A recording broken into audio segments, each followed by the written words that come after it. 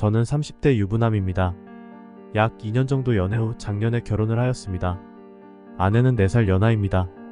현재 서울에서 거주하고 있으며 쌍둥이 처제와 같이 살고 있습니다. 처제는 서울로 이직을 하면서 한 달 정도만 같이 살려고 하였습니다. 하지만 최근 들어서 집값이 너무 오르면서 가진 돈 대비 괜찮은 전월세 집을 구하는 것이 힘들어졌고 자연스럽게 계속 살게 되었습니다. 남는 방도 있었고 연애할 때부터 자주 보고 지냈던 사이라 저도 처제도 불편하지 않았습니다. 아내와 처제는 1분 차이로 태어난 쌍둥이입니다. 그래서 좋아하는 음식 등 취향도 비슷하고 얼굴이나 체형도 똑같습니다. 게다가 모습과 스타일도 머리 스타일로 비슷해서 연애할 때부터 저를 놀리기도 했습니다.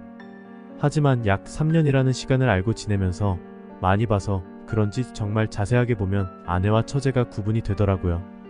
올 여름 휴가에 다 같이 여행을 가려고 돈도 모으고 일정도 맞췄지만 코로나 시국인지라 해외여행은 갈 수가 없었고 제주도로 휴가를 가게 되었습니다. 오랜만에 타는 비행기와 여행 갈 기분에 저희는 엄청 흥분해 있었습니다. 제주도에 도착해서 첫날은 수영장에서 같이 놀았습니다.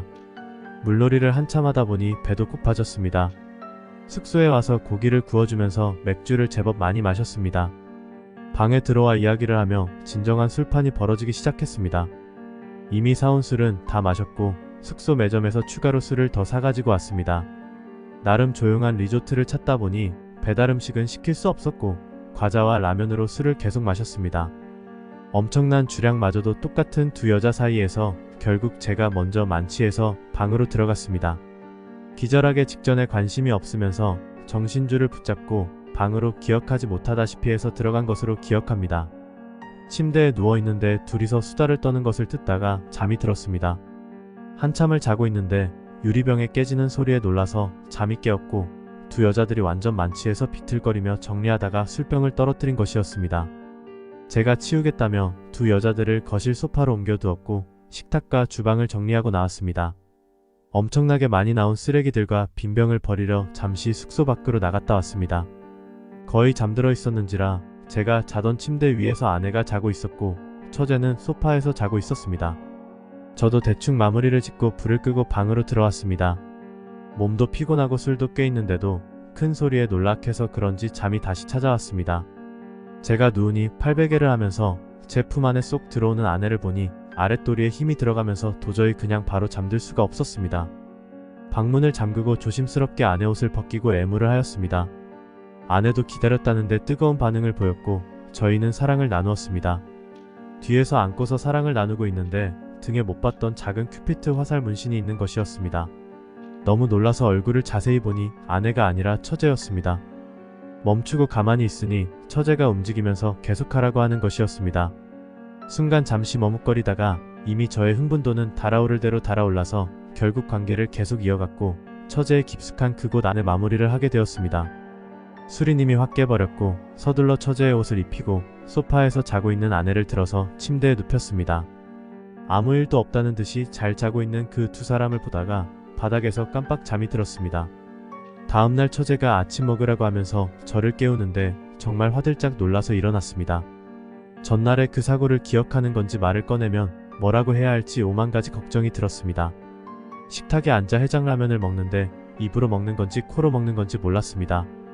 순간순간 아내와 처제의 눈치를 보고 있었고 그 두 여자들은 어제 술을 많이 먹어서 너무 힘들다며 다시는 술을 안 마신다는 마음에도 없는 소리들을 하고 있었습니다. 그러면서 처제가 지난밤에 격한 꿈을 꾸었는데 자기 온 몸이 쑤신다는 말에 제가 더 힘들고 무서웠습니다.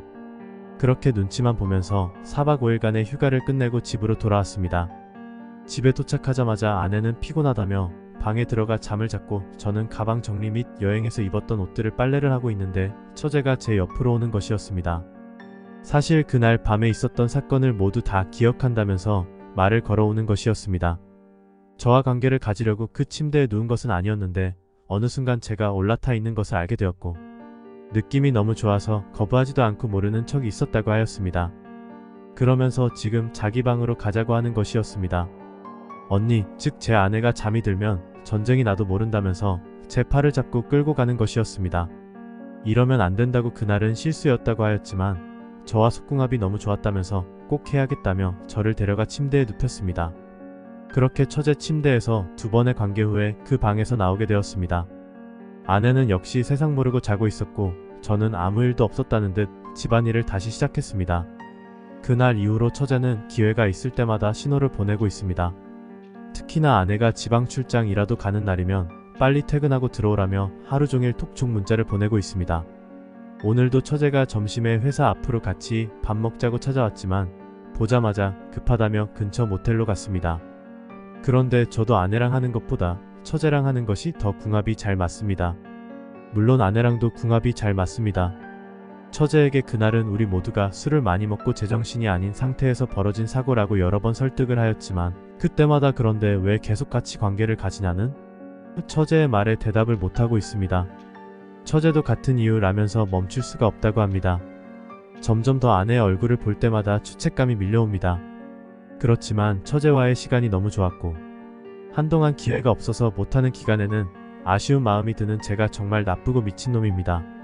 집에서 아내를 두고 가끔은 처제와 즐기고 있는 제가 무섭습니다. 처제는 아무 일이 없다는 듯이 편하게 행동을 하던데 저도 그렇게 살아가야 하는 걸까요?